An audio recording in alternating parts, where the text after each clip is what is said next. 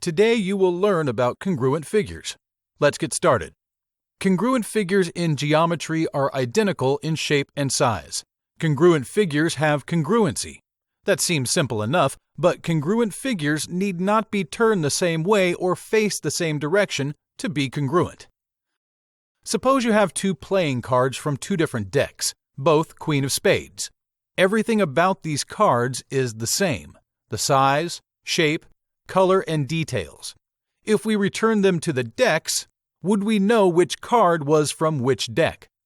No, the two cards are congruent, meaning they are identical in size and shape. They show the same thing. In geometry, we do not worry about color. We pay attention only to size and shape. Now, suppose we turn one card on its side. They are still congruent, even though one is rotated. Rotation does not interfere with congruency. Now let's learn about congruency. The word congruent is an adjective, so it describes these two squares. These are congruent squares. They have congruency. The word congruency is the noun for what these figures have. Congruent figures have congruency.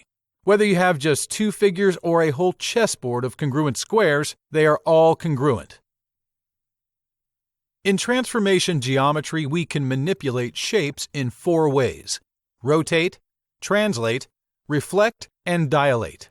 For the first three ways, congruent figures stay congruent, but enlarging or shrinking, aka dilating a figure, prevents congruence. Rotate the Queen of Spades and she is still the queen. Slide the card around the table and our queen is still congruent to the other playing card.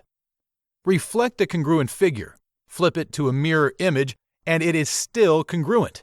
Here, instead of two queens of spades, we have two opposing chess queens facing each other. They are congruent, even if they are reflections of one another.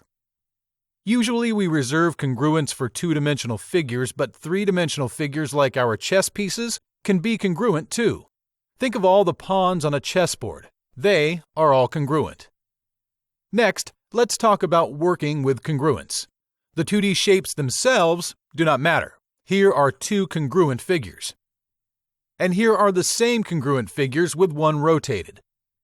Here, the same two figures are congruent, with one translated up and away from the other. And here are the same two congruent figures with one of them reflected, flipped.